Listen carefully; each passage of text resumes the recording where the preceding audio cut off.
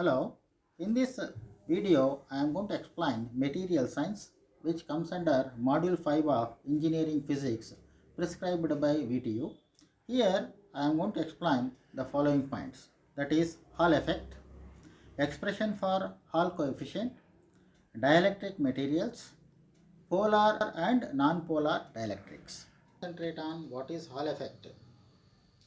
When a conductor carrying current is placed in a magnetic field, an electric field is produced inside the conductor in a direction normal to current and magnetic field. So this is what is called Hall effect. That is, when a conductor carrying current placed in a magnetic field, an electric field is produced within the conductor in a direction normal to both current and magnetic field. And the phenomenon is known as Hall effect. So you can look at in the picture also. So now I want to give you the explanation. Consider a rectangular slab of N-type semiconductor carrying current I along positive x direction. Magnetic field B is applied along negative z direction. Now according to Fleming's left-hand rule, the Lorentz force on the electrons is along plus y-axis.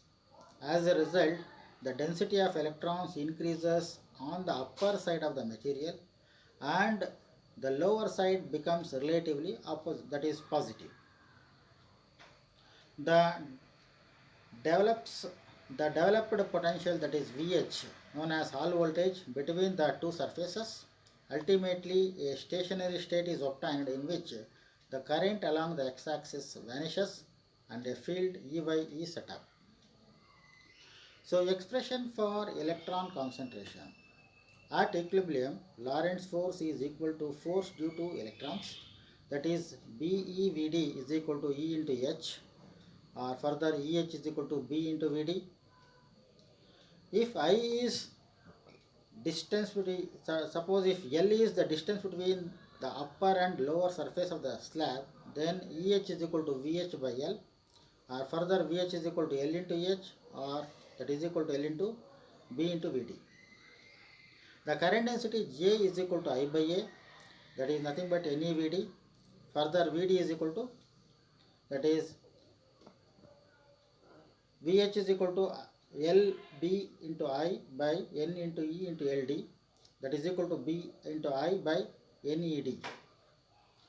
The charge concentration N is equal to B into I by E into D into VH. Expression for Hall coefficient. The Hall field is directly proportional to the current density J and magnetic field B. Further, EH is proportional to JB and EH is equal to RH JB. Further, RH is equal to VHD by B into I. Expression for mobility of charge carriers, that is mu is equal to Vd by E, current density J is equal to sigma into E, further mu is equal to sigma into RH. Next, Hall effect can be used to determine the types of semiconductor, and it is used to calculate carrier concentration and also mobility, and it is used to calculate magnetic flux density B, and used to determine power in a electromagnetic wave. Next, let us look at what are dielectric materials. Dielectric materials are the materials which do not conduct electricity but get polarized when kept in electric field. And dipoles.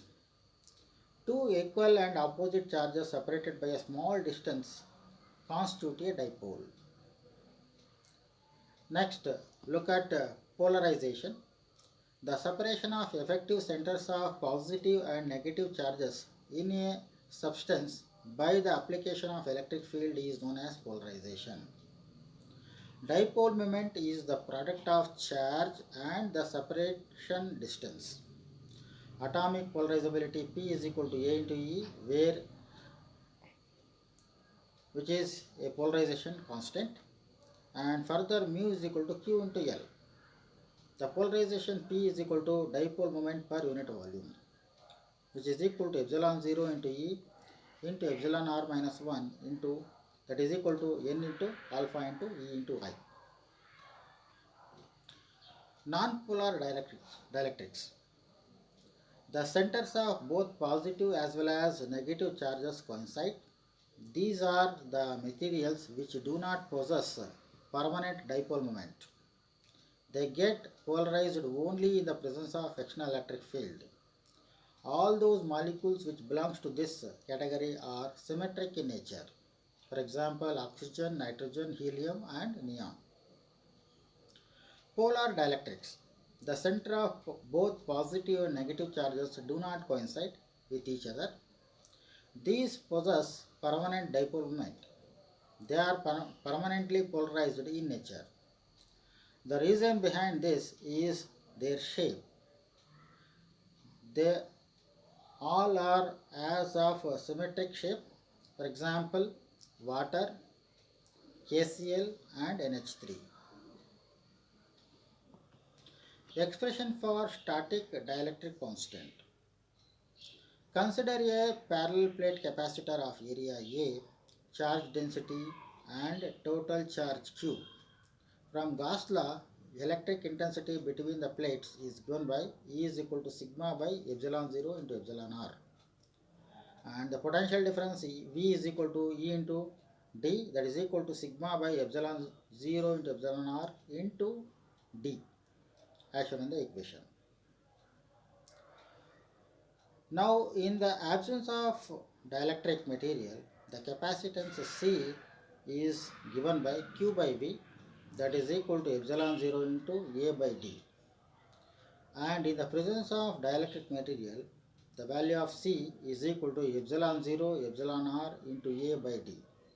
So the static dielectric constant epsilon r is equal to C with dielectric divided by C without dielectrics.